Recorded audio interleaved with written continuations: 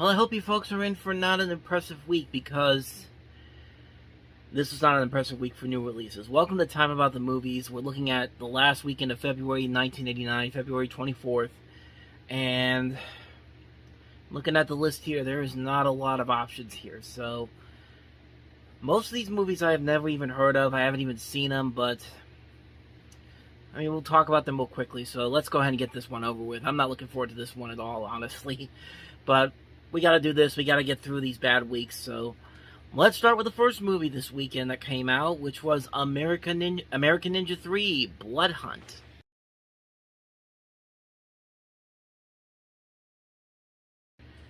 This is the first American Ninja movie to not have Michael Dudikoff in there. Steve James, who was in the last movie, came in. This is in this one though, and like I said, that's pretty much all I know about this one. I haven't seen any of the other American Ninja movies. None of them were really up to. They weren't movies that I was really looking to watch at some point. But I mean, it looks like you get what you get here: martial arts movie, action, all that kind of stuff.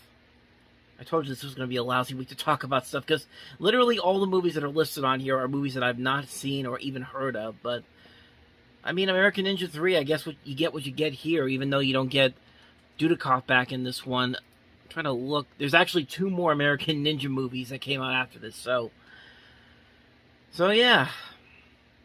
Not really much of a review on American Ninja 3, as much as I could tell, so let's go ahead and move on to the next movie, and the next movie is Burt Rigby, You're a Fool.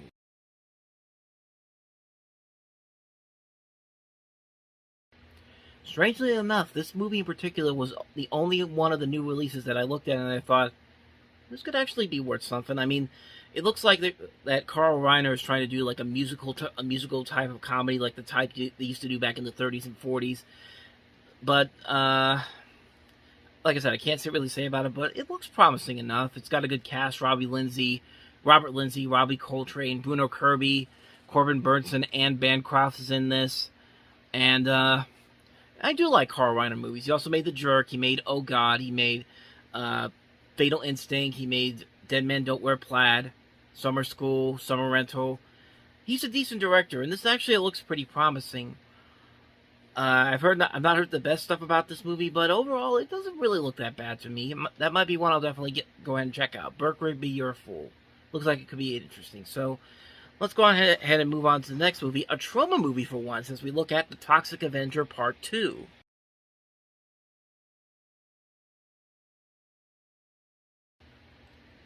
What else do I even need to say about this movie?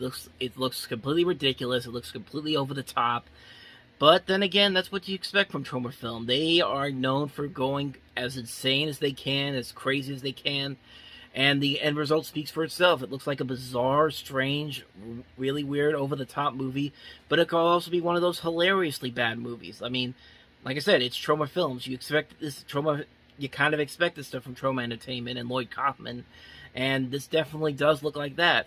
Honestly, it does look like a ton of fun. It definitely looks like something that if I was ever to get involved with Troma or want to review their movies, this would definitely be something I'd be most interested in taking a look at some point.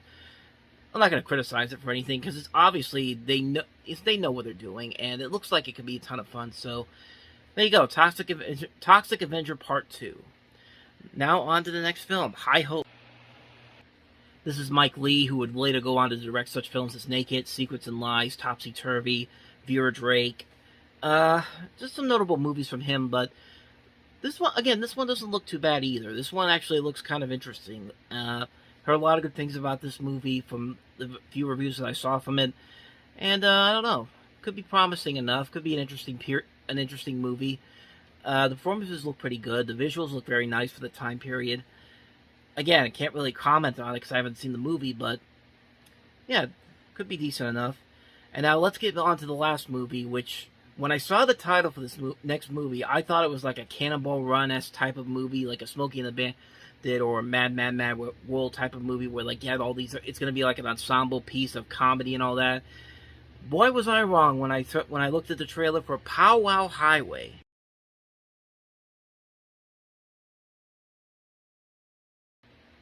Yeah, definitely not the type of comedy I thought it was going to be when I heard that title. But Once again, another movie that looks pretty interesting from that trailer alone. Some good critical reviews. I know Roger Ebert and Gene Siskel liked it enough to put it on there. I think one of them put them. No, they didn't put it on their top 10 list for that year, but it was on one of the video picks of the week in the 90s. Whenever they talked about, I can't remember the name of it now. I just had it in my hand. Thunderheart was what I was thinking of. Thunderheart was the name of the movie. This is produced by George Harrison, though. I don't know if it's the same George Harrison from the Beatles. Oh, it is the same George Harrison from the Beatles. I'm actually looking at the Wikipedia page right now for the movie, just to make sure I'm getting my notes and everything. A. Martinez is in this. Wes Studi and Graham Greene, who would later go on to have bigger roles in movies like Dances with Wolves, and movies similar to this were actually in this movie as smaller roles.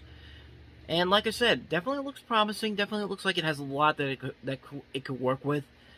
Probably not one I'm going to check out right away, but if it's available somewhere for free and I have nothing else to watch, I'll definitely check it out at some point. So there you go. That was the last weekend of February of 1980.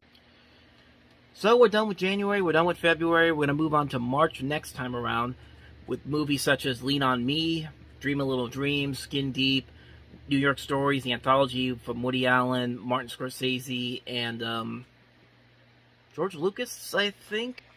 Francis Ford Coppola. Jeez. I'm out of it right now. Yeah, it's Woody Allen, Francis Ford Coppola, and Martin Scorsese. Looking at the page again right now, there are about 7 movies that are on here. I think maybe 5 of them we're talking about, but I'll see what I can do. I'll see what I do when I look at the trailers for these.